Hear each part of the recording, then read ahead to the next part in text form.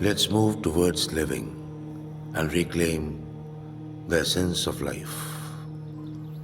Life, once revered as a divine gift, has gradually transformed into a burden, carried under the weight of endless expectations. What was meant to be an expression of joy, awareness, and freedom is now often reduced to a cycle of obligations, anxieties, and silent sufferings. The sacredness of existence seems overshadowed by the pressures of becoming. One of the fundamental errors of modern living is the artificial separation between material and spiritual. In truth, they are not opposites, but complementary dimensions of the same reality. The world of action and the world of awareness are not isolated realms. They are deeply intertwined. To divide them is to misunderstand both. Today, life is marked by overconsumption, not just of resources, but of desires, ambitions, and comparisons. Individuals find themselves crushed under the burdens of responsibilities and expectations, losing the simplicity and spontaneity that are intrinsic to human existence.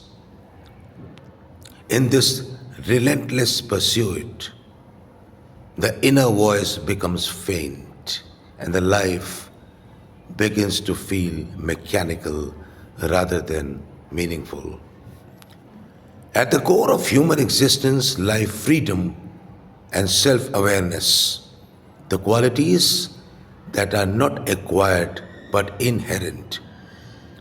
Yet, in the noise of modern living, these essential truths are forgotten. This disconnection gives rise to widespread anxiety, the causes of depression, and disturbances across mental, emotional, and even physical dimensions. The suffering we witness today is not merely external, it is deeply existential.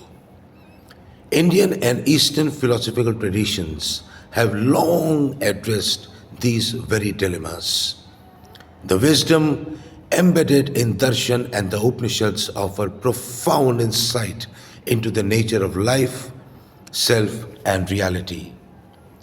These teachings do not merely provide answers, they transform the very framework through which these questions arise.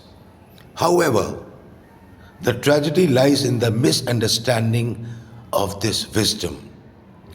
Practices like yoga and meditation, once designed for inner awakening, have often and now been reduced to physical routine or relaxation techniques. While beneficial at a superficial level, such interpretations fail to bring about true transformation. The essence is lost when the depth is ignored. What is needed today is not new knowledge, but a rediscovery of timeless wisdom, a return to the authentic understanding of the Eastern and Indian philosophy as revealed in the Upanishads and classical darshanas. These teachings guide one beyond rituals and techniques into direct realization of self.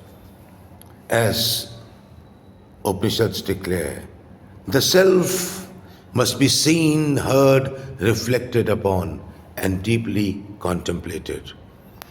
True peace and harmony cannot be attained through external arrangement alone.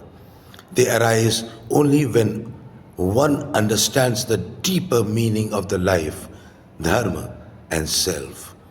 Without this understanding, even ultimate success feels incomplete.